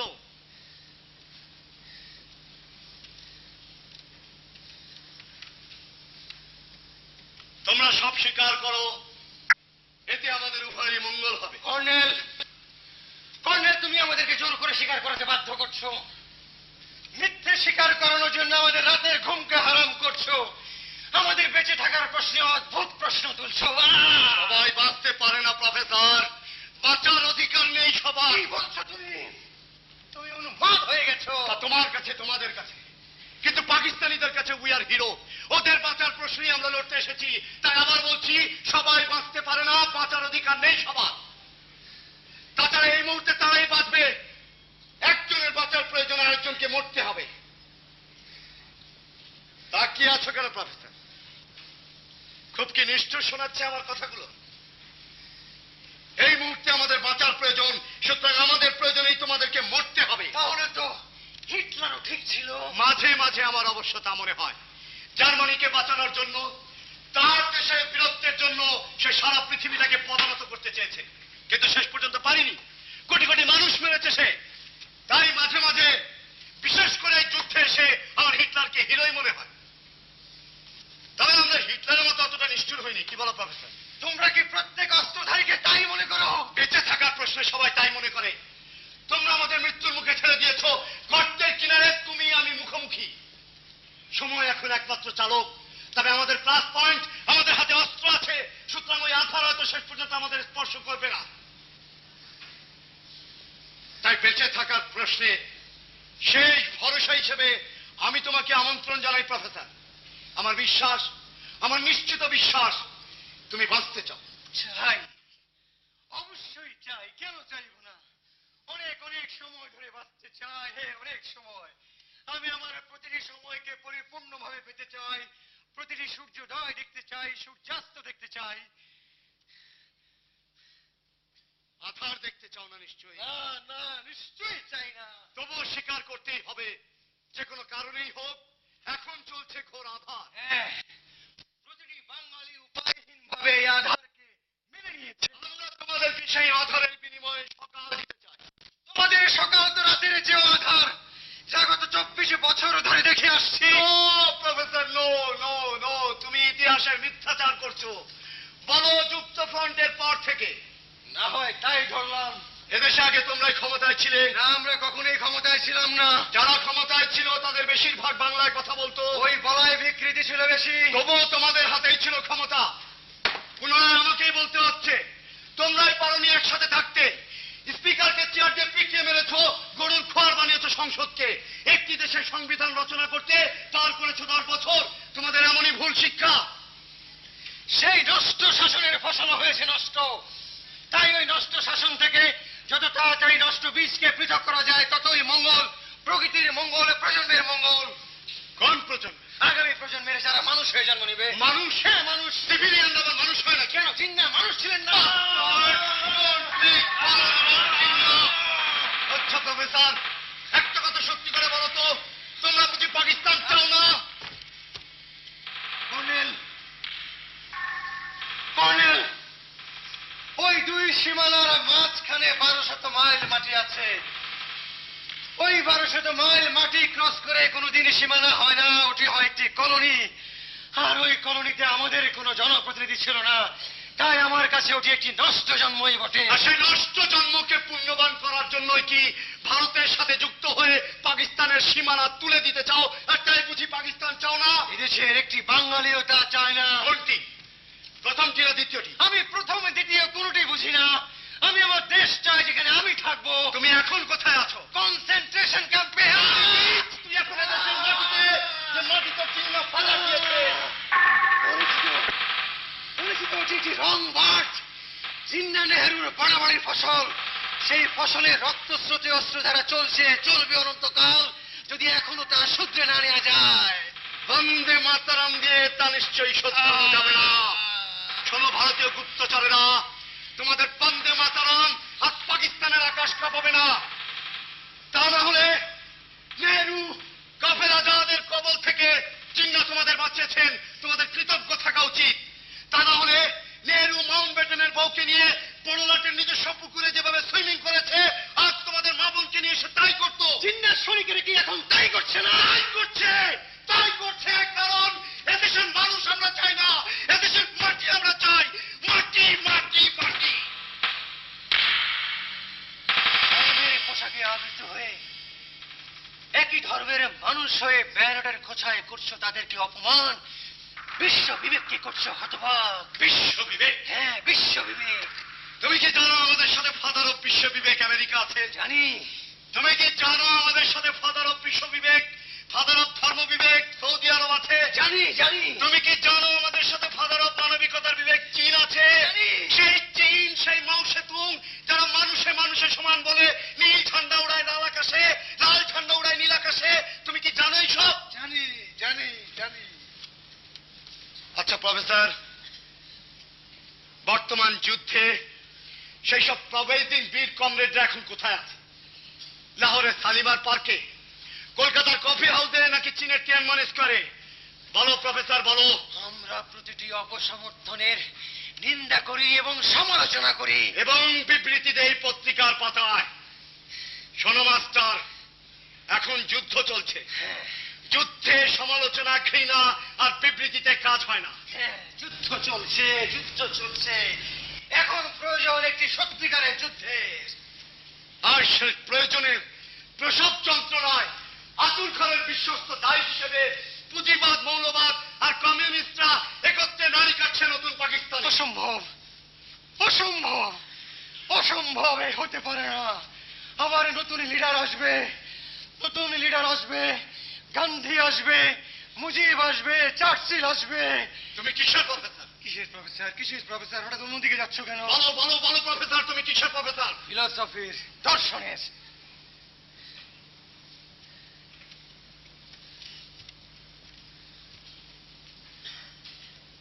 তোমার মতো বোকা প্রফেসরের সাথে আমি এতক্ষণ ইতিহাস নিয়ে তর্ক করছি। আমি জানি না কে মূর্খ, আমি মূর্খ না তুমি মূর্খ। শোনো বোকা প্রফেসর, গান্ধীকে আশা করছো, চার্চিলকে আশা করছো, অথচ জানো না মাউন্ট ব্যাটেন যখন ভারতের স্বাধীনতার সব কাগজপত্র তৈরি করেছিলেন, তখন চার্চিল, যিনি ছিলেন মিত্র বাহিনীর নায়ক, তিনি সর্বপ্রথম ভারতের স্বাধীনতার বিরোধিতা করেছিলেন। তোমাদের এমনই ভুল শিক্ষা।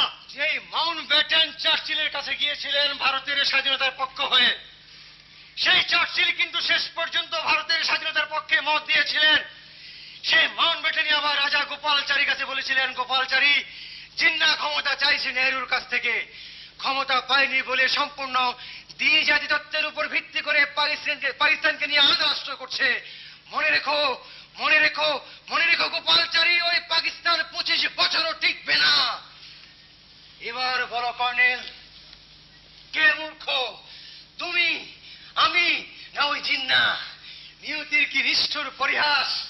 এখন মাত্র 24 বছরের মাথায় পাকিস্তান দ্বিখণ্ডিত হচ্ছে। অসম্ভব কমিউনিস্টের বাচ্চা, অসম্ভব, অসম্ভব, অসম্ভব কমিউনিস্টের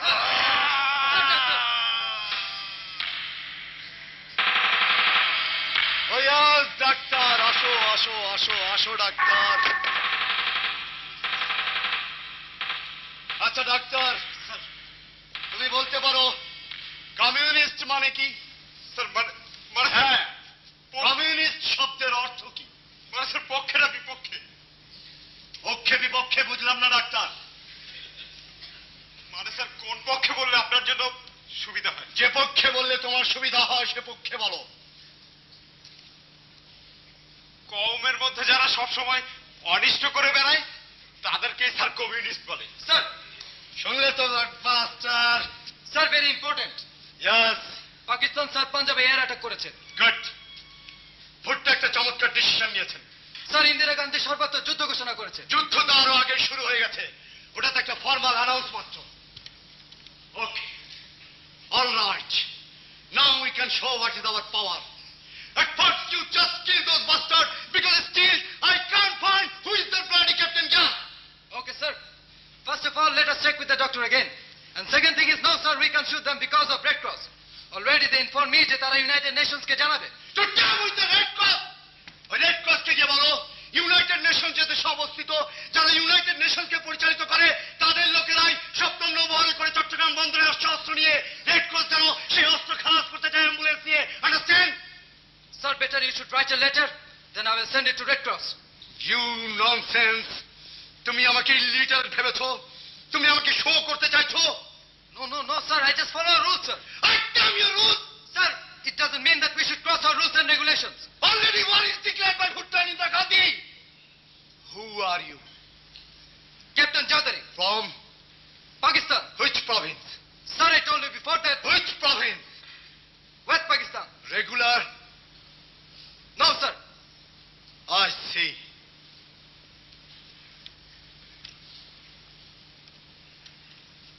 That's the problem. Okay. তোমাকে ক্লোজড করা হলো। আগামীকাল তুমি হেডকোয়ার্টারে মেজর শামশেরের কাছে রিপোর্ট করবে। Now let's check with the doctor.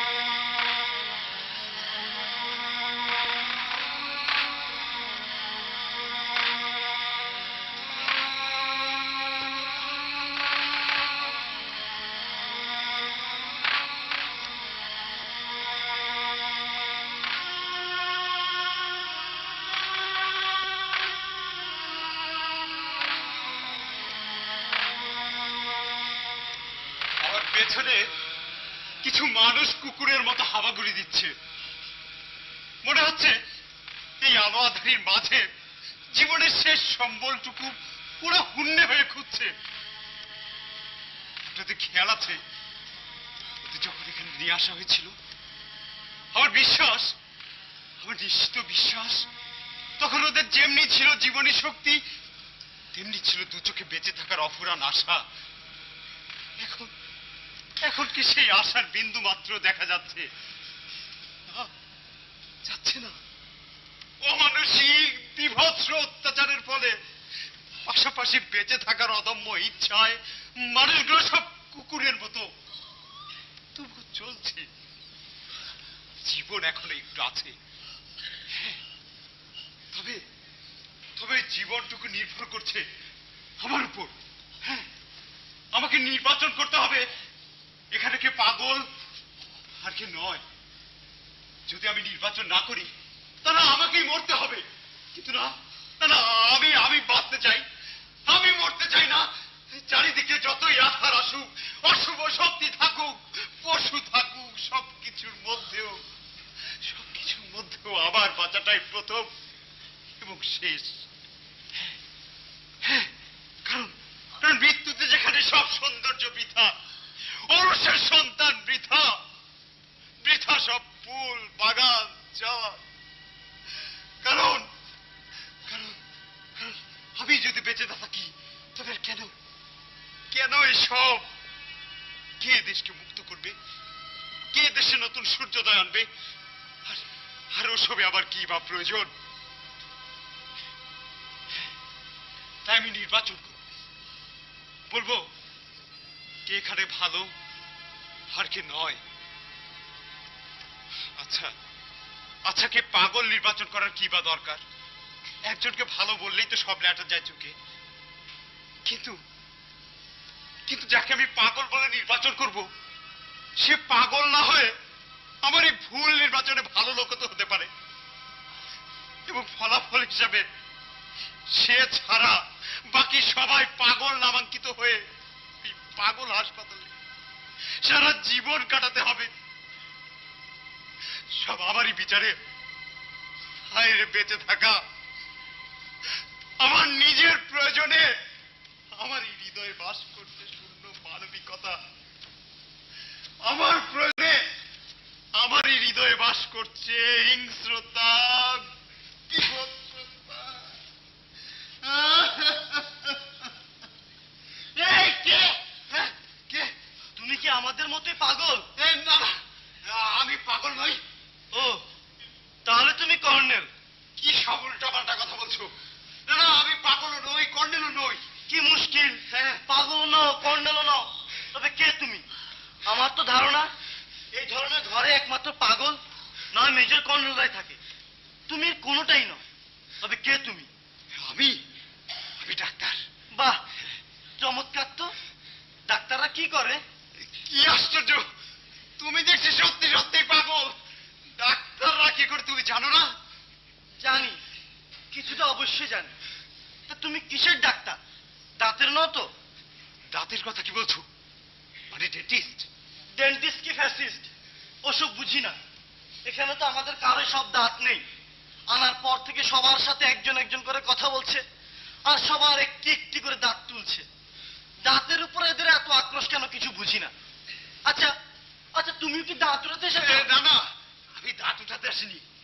আমি আমি পাগলের চিকিৎসা করতে এসেছি। তাই নাকি? হ্যাঁ হ্যাঁ তাই নাকি ডাক্তার? হ্যাঁ। পাগলের চিকিৎসা করতে এসেছো? মানে বুঝলাম না, একটু বুঝিয়ে বলো তো। এত কাছে আসছো কেন? একটু দূরে দাঁড়িয়ে কথা বললেই তো পারো। ডাক্তার, পাগলের চিকিৎসা করতে এসেছো না পাগল খুঁজতে, কোনটি? তোমাকে কে পাঠিয়েছে বলো তো? ওই যেই হোক না কেন, আর যাই পাঠাক না কেন, আপাতত তোমরা একটু দূরে দাঁড়িয়ে কথা বলো। বিশ্বাস করো, আমি সত্যিকার অর্থেই পাগলদের ভয় পাই। শুয়ারের বাচ্চা, এই দেশি পাগলদের ভয় পাস, আর ওই বিদেশি পাগলদের ভয় পাস না। পাই তো, পাবো না কেন? কিন্তু ওরা তো বিদেশি আর তোমরা দেশি।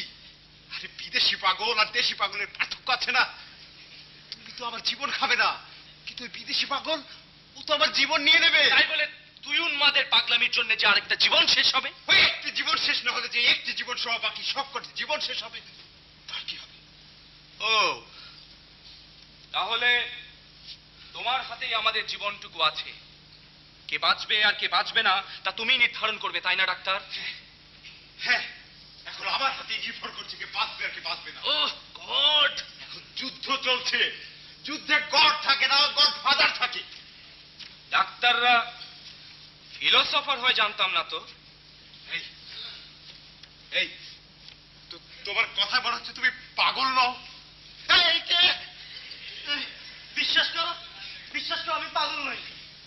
তাহলে কে পাগল? ওই যে শুয়েছে ও। হ্যাঁ,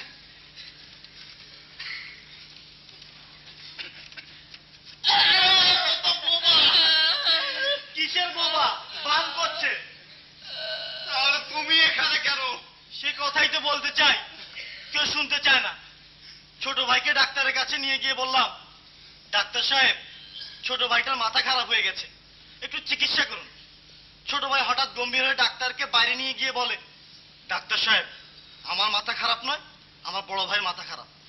এখন বুঝুন ডাক্তারের কি অবস্থা। ডাক্তার রেগে গিয়ে দুজনকে রাখলো ঢুকিয়ে। ব্যাস, কিছুক্ষণ পর দেখি মহা হইচই, তারপর দেখি সৈন্য পুলিশ, ওদেরকে আমি পাগল না বলাতে মহা খুশি। তারপর দেখি এখানে আসার পর দেখি মার পরে শরীরের উপর আর চিকিৎসা করে দাঁতের উপর। এই যে এখন বুঝতে পারছেন তো ডাক্তার, কে পাগল আর কে নয়? বুঝতে পেরেছি। কে ডাক্তার? আমার তো মনে হয় আমি নিজেই পাগল। অসম্ভব, হতেই পারে না। তাহলে আপনাকে দেখতাম পাগলা হাসপাতালে। কই, কখনো তো দেখিনি। ছিলাম, তবে পাগল হিসাবে নয়, ওই পাগল চিকিৎসকের অ্যাসিস্ট্যান্ট হিসেবে। মানে হ্যাঁ, মানে তুমি কম্পাউন্ডার? ছিলাম, এখন নেই। ছিলাম, এখন নেই মানে? তুমি ডাক্তার নাও? কি করো তবে তুমি এখন? এই পোষায় না বলে কম্পাউন্ডারই ছেড়ে দিয়েছে অনেক আগেই। হ্যাঁ, এখন পশু চিকিৎসক। ওই গ্রামে গ্রামে ঘুরে গরু, ছাগল, হাঁস, মুরগি এসবের চিকিৎসা করি। বিশ্বাস করো, আমি ওই জুনিয়র অফিসারকে বহু বিনয় করে বলেছিলাম আমি আগে মেন্টালে কাজ করেছি, এখন করছি না। ও বলেছিল তাতেই চলবে। আসলে ওর বিশ্বস্ততা প্রমাণ করার জন্যই আমাকে ধরে নিয়ে এসেছে। তুই এখানে পশু কোরবানি দেওয়ার জন্য গরু ছাগল বাছাই করতে এসেছিস? ওরাই তো আমাকে মেরে ফেলতো। তুই মর, তাতে ক্ষতি কি? না, আমি বাঁচতে চাই, বাঁচতে বড় ইচ্ছে করে। এখানকার প্রত্যেকের ইচ্ছে করে বাঁচতে, প্রত্যেকের ইচ্ছে করে এই ঘর থেকে বেরিয়ে গিয়ে প্রিয়জনদের সাথে মিশতে। করতোয়া কীর্তন খোলার বুকে ঝাঁপ দিয়ে ইচ্ছে করে আবার শৈশবে ফিরে যেতে। কার কিভাবে বাঁচতে ইচ্ছে করে আমি জানি না, আমি কেবল আমার প্রয়োজনেই বাঁচতে চাই। সেখানে আর সব মিথ্যে। আমি কেবল আমার প্রয়োজনেই বাঁচতে চাই। হ্যাঁ, আমি তোমাদের প্রয়োজনেও বাঁচতে চাই না, আর ওই কর্নেলের প্রয়োজনেও বাঁচতে চাই না। জঘন্য তুমি পশু চিকিৎসক। পশু চিকিৎসা করতে করতে তুমি নিজেও পশু হয়ে উঠেছ। 3 জনকে মেন্টাল হাসপাতালে, একজনকে ফায়ারিং স্কোয়াডে পাঠিয়ে গেছে। ঠিক আছে, আমি তো পশু চিকিৎসক, পশু চিকিৎসা করতে করতে পশু হয়ে গেছি।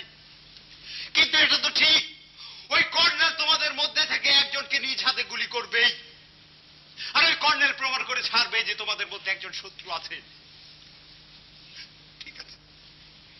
ঠিক আছে, আমি তোমাদের কিছুই বলছি না। তোমরা এই ডিসিশন নাও, কে বাঁচবে আর কে মরবে। কই, কথা বলছো না কেন? আমি তো কেবল আমার প্রয়োজনেই বাঁচতে চাই। আমার ভিতর কোনো মানবিকতা নেই, আছে কেবল পশুত্ব আর হিংস্রতা। কারণ আমি তো পশু চিকিৎসক। পশু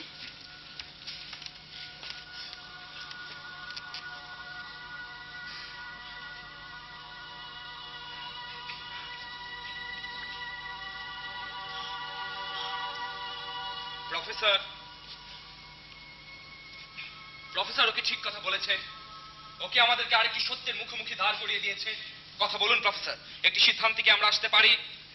আই এম কনফিউজ। আপনি এড়িয়ে যাওয়ার চেষ্টা করবেন না প্রফেসর। এখানে এড়িয়ে যাওয়ার কোনো প্রশ্নই আসে না। তাহলে আমি যদি বলি যে আপনি স্বীকার করুন আপনি পাগল নন, কিংবা আপনি স্বীকার করুন আপনি ভালো। কি বলছো তুমি? আমার ধারণা আমি যা বলছি আপনি ঠিকই বুঝতে পারছেন। অসম্ভব। কেন অসম্ভব? তুমি আমাকে সরাসরি চ্যালেঞ্জ করছো। চ্যালেঞ্জের কি দেখলে? তুমি আমার জীবনকে বিপন্ন করছো। আমরা আপনার জীবনকে বিপন্ন করছি না প্রফেসর। আমি আপনাকে বন্দী জীবনগুলোর বিনিময়ে। তুমি কি করে আশা করো আমার প্রাণের বিনিময়ে ওরা তোমাদেরকে সবাইকে ছেড়ে দেবে? আশাই তো একমাত্র খেলা প্রফেসর। ননসেন্স, এও তো এক প্রকারের মার্ডার। তুমি কি মনে করো I am mad? No, I don't think that. So why did you say this is my life? আমি নির্ধারণ করব আমার জীবন কিভাবে চলবে। No, professor, no. আপনার জীবন এখন আর আপনার হাতে নেই। আপনার জীবন নির্ভর করছে ওই ডাক্তারের ওপর, না হয় ওই কর্নেলের ওপর। শুধু আপনার জীবন কেন, সারা দেশটারই জীবন নির্ভর করছে ওই রকম হাজারো কর্নেলের ওপর। যেহেতু আপনাকে যখন মরতেই হবে, তাহলে অন্তত এই 4 জনের জন্য হলেও আপনি স্বীকার করুন যে আপনি ক্যাপ্টেন গিয়াস। উন্মাদ, তোমরা প্রত্যেকেই এক একটি উন্মাদে পরিণত হয়েছো। আমার বিশ্বাস এখন এখানে আর দেশের প্রশ্ন আসছে না। তোমরা এখন প্রত্যেকেই নিজেদের বেঁচে থাকার প্রয়োজনে আরেকজনকে মরতে বলছো। পিশাচ, প্রত্যেকেই এক একটি পিশাচে পরিণত হয়েছো। হ্যাঁ, প্রয়োজন তো বটেই, অবশ্যই প্রয়োজন। তবে তা শুধুমাত্র আমার জন্য নয়, দেশেরও প্রয়োজন আছে তাতে। আমি ফ্রন্টে ছিলাম, প্রয়োজনে, একান্ত প্রয়োজনে আমি ক্রস করছিলাম 7 নম্বর সেক্টর। এখান থেকে বেরিয়ে গিয়ে আমি আবার ফ্রন্টে যাব। তাই আমি আমার বাঁচার প্রশ্নটুকু তুলছিলাম। বাঁচার প্রয়োজনে বাঁচার প্রশ্ন তোলা কোনো ভুল সিদ্ধান্ত নয়। সেক্ষেত্রে তোমরা একজনকে কেন আক্রমণ করছো? যদি আমি না করি তাহলে ওই পশু ডাক্তার করবে, যদি আপনি স্বীকার না করেন তাহলে ডাক্তারেরও কিছু যায় আসে না। কর্নেল তার শেষ কাজ এই সবার উপর ঠিকই করবে। বর্তমানে দেশে প্রয়োজনে আমার বাঁচা প্রয়োজন। ফ্রন্টে আছি, আজ হোক কাল হোক মরবো, তাই সুন্দর, তোমার প্রতিটি কথাই সুন্দর। তুমি যেমন তোমার ফ্রন্টে যুদ্ধ করছো, আমিও তো আমার ফ্রন্টে যুদ্ধ করছি। ও আপনি মুক্তিযোদ্ধা? অবশ্যই অবশ্যই মুক্তিযোদ্ধা, তবে অস্ত্র দিয়ে নয়, কলম দিয়ে। ও বুদ্ধিজীবী। শুনুন বুদ্ধিজীবী, কলমের প্রয়োজনকে আমরা অস্বীকার করছি না, কিন্তু এই মুহূর্তে আমাদের অস্ত্রের প্রয়োজন। আমিও তো অস্ত্রের প্রয়োজন অস্বীকার করছি না। তোমার কেন কলমের প্রতি এত অবজ্ঞা? আমারও জানা অজানা অনেকেই ফ্রন্টে যুদ্ধ করছে। তারা আবার ফ্রন্ট থেকে তথ্য সংগ্রহ করে বেতারে যায়, প্রতিবেদন তৈরি করে বিশ্ববাসীকে সচেতন করবার জন্য। Yes, I know everybody. তার ফ্রন্টও যায়, বেতারও যায়, প্রতিবেদনও তৈরি করে আমাদেরকে প্রেরণা দেওয়ার জন্য। ওই পাগলা গারো দেব সে কবিতা লেখার জন্য নয়। তুমি আমাকে সরাসরি আঘাত করছো, তুমি আমার রাজনৈতিক মতাদর্শ আঘাত করছো। আমি বুঝতে পেরেছি তুমি তো অন্যরকম রাজনীতির সাথে জড়িত। তোমাদের অনেকেই তো এই যুদ্ধকে সমর্থন করে না। নো প্রফেসর নো, আপনার ধারণা ভুল। আর তাছাড়া কে সমর্থন করছে আর কে করছে না তাতে আমাদের কিছুই যায় আসে না। আমরা তো সমর্থন করছি, স্বাধীন বাংলা সরকারের সব কথা আমরা মেনে নিচ্ছি। তবে আমাদের উদ্দেশ্য অন্যটা। আমরা বিশ্বাস করি যুদ্ধ যখন শুরু হয়েছে এই যুদ্ধ এখানেই থেমে যাবে না। এই যুদ্ধকে আমরা শ্রেণী যুদ্ধে নিয়ে যেতে চাই। প্রলেতারিয়েতের কাছে এই যুদ্ধকে আমরা আগত শান্তির কপট রূপে পরিণত করব। আমার বিশ্বাস আমরা তা পারব। দেখলে তো শেষ পর্যন্ত তোমরা কেউ কোনো ডিসিশন নিতে পারোনি। মূলত প্রত্যেকেই বাঁচতে চাও। তবে তোমাদের চাওয়ার মাঝে একটা ছোট্ট উপমা জুড়ে দিয়েছো। তাই তোমাদেরকে সরাসরি হিপোক্রেট বলা যায় না। চুপ কর শুয়োরের বাচ্চা! তুই আমাদেরকে পশুদের হাতে সুভাষ চাই তো কেন চাইবো না? এ তো তুমি কি করছো? আমি বাঁচতে চাই, তুমি বাঁচতে চাও, প্রফেসর বাঁচতে চায়। আমার বিশ্বাস ওই কর্নেল বাঁচার প্রয়োজনে এই দেশে এসেছে। ডাক্তার, তুমি ঠিকই বলেছ, সবার বাঁচার অধিকার নেই। এই মুহূর্তে যেমন আমার কাছে তোর বেঁচে থাকার কোনো অধিকার নেই। সুভাষ, তুমি কি ওকে হত্যা করতে চাও? তাহলে তোমার সাথে আর ওই পশুদের মাঝে পার্থক্য রইল কোথায়? ও তো কোনো মিথ্যে কথা বলেনি, ও শুধু ওর বাঁচার প্রয়োজনে কিছু সত্যি কথা বলেছে। আমরা নিজেরাও তো এক হতে পারিনি। ওর কি দোষ? সুভাষ, আমার বিশ্বাস আমরা কেউই বাঁচতে পারবো না। আমরা এই হিটলারের কনসেন্ট্রেশন ক্যাম্প থেকে কেউই মুক্তি পাবো না। সুভাষ, আমরা ক্রমেই এক ষড়যন্ত্রে নিপতিত হচ্ছি। সুভাষ, হ্যাঁ সুভাষ, হ্যাঁ।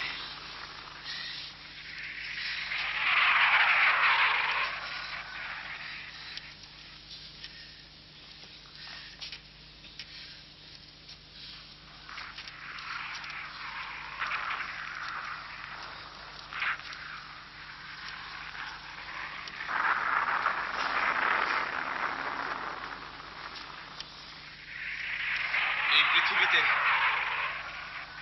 আমার বেঁচে থাকার বড় স্বাদ ছিল। স্বাধীন দেশে স্বাধীন পতাকা ওড়াবার, কিন্তু আমি পারিনি। আমার বিশ্বাস তোমরা তা পারবে। ঠিক আছে, আমি ওদের কাছে গিয়ে স্বীকার করলেই যদি তোমরা সবাই বেঁচে যাও তাহলে হ্যাঁ, আমি ওদের কাছে গিয়ে স্বীকার করব যে আমি ক্যাপ্টেন গিয়াস। আমি দাঁড়াও, কি সম্ভবত তার আর কোনো প্রয়োজন হবে না। কি আমাদের কাউকে মরতে হবে না। আমি সূর্য, আমরা সবাই বেঁচে যাব। আমি স্বপ্ন দেখছি না তো। না স্যার, স্বপ্ন নয়, বলুন বাস্তব। আমরা সবাই বাস্তবে আছি। ক্যাপ্টেন শামীম, হিন্দু বাহিনী বর্ডার ক্রস করে আমাদেরকে এখনই ক্যাম্প গুটিয়ে নগরবাড়ি ঘাটের দিকে মুভ করতে হবে। তার আগে you just kill those bastard ট্রেক। বিজয়, কিভাবে? আমরা বিজয় হয়েছি।